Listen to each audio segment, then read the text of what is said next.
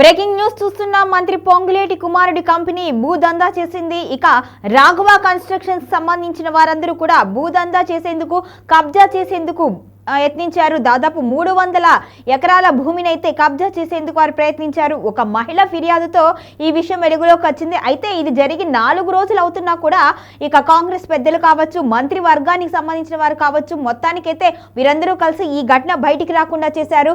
4 రోజుల క్రితం జరిగిన ఘటన ఆలస్యంగా వెలుగులోకి వచ్చింది. మంత్రి పొంగులేటి కుమారుడు కబ్జా భాగవతం బయటపడింది. 300 కోట్ల విలువైన భూమిని కబ్జా చేసేందుకు యత్నించారు. మంత్రి పొంగులేటి కుమారుడి భూదందా భాగవతం మొత్తం బయటికి వచ్చింది. గచ్చిబౌలిలో పొంగులేటి కొడుకు రాఘవ కంపెనీపై కేసు నమోదైంది. గండిపేట రెవెన్యూ పరిధిలోని పట్టి నాగుపల్లిలో భూ కబ్జాకు యత్నం చేశారు. పొంగులేటి కుమారుడికి రాఘవ కంపెనీ అనేది ఉంది. ఆ కంపెనీ వారు దందా నిర్వహించారు. 70 మందికి పైగా బౌన్సర్లను తీసుకువెళ్లి మరీ భూమి చుట్టూ ఉన్న ప్రహరీ గోడను కూల్చివేశారు.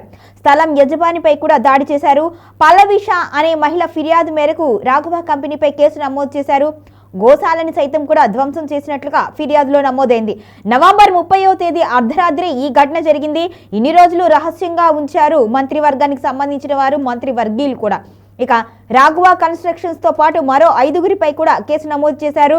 7 సెక్షన్ల కింద కేసు నమోదు చేశారు గచ్చిబౌలి పోలీసులు. 4 రోజుల కింద ఈ వార్త జరిగినా కూడా ఈ వార్త బయటికి పొక్కకుండా అయితే కాంగ్రెస్ పెద్దలు ఏర్పాట్లు చేశారు. జేసీబీలను తీసుకువెళ్లి మరి గోశాలతో పాటు షెడ్లను కూడా కూల్చివేయడంతో అక్కడ కాసేపు ఉద్రిక్త వాతావరణం నెలకొంది.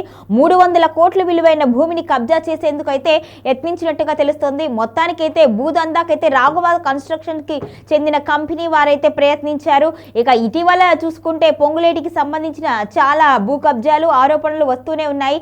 ఈ నేపథ్యంలో రాఘవ కన్స్ట్రక్షన్ కి సంబంధించిన ఈ దందా వెలుగులోకి రావడం ఇప్పుడు సంచలనంగా మారింది. గతంలో కూడా పొంగులేటి కుటుంబ సభ్యులకు సంబంధించిన ఆస్తుల మీద కూడా ఐటీ రైడ్స్ జరిగాయి. ఇప్పుడు ఈ భూదందా భాగవతం కూడా బయటికి రావడం అనేది ఇప్పుడు సంచలనంగా మారింది. కాంగ్రెస్ పెద్దలు చేస్తున్న భాగవతం బయటికి రాకుండా కప్పే ప్రయత్నం చేశారు. మంత్రివర్గంలో ఉండి తన కుమారుడు ఇలా చేస్తుంటే ఇక ప్రజలకు రక్షణ ఎక్కడ ఉంటుంది అని కూడా ప్రతిపక్షాలు అయితే ప్రశ్నిస్తున్నాయి. ముఖ్యంగా అధికారంలో ఉన్నామని మేమేం చేసినా కూడా చెల్లుబాటు అవుతుంది అనే నేపథ్యంలో ఇలాంటి చర్యలు చేయడం ఎంతవరకు కరెక్ట్ అంటూ కూడా బీఆర్ఎస్ నేతలు అయితే ప్రశ్నిస్తున్నారు. మంత్రి కుమారుడు ఈ విధంగా భూ కబ్జాకి పాల్పడటం 300 కోట్ల రూపాయల భూమిని కబ్జా చేయాలి అనుకోవడం, యజమానిపై దాడి చేయటం ఏంటి, ఇతనిపై ఖచ్చితంగా కేసు నమోదు చేసి తీవ్రంగా పరిగణించాలి దీన్ని అంటూ కూడా డిమాండ్ చేస్తున్నారు.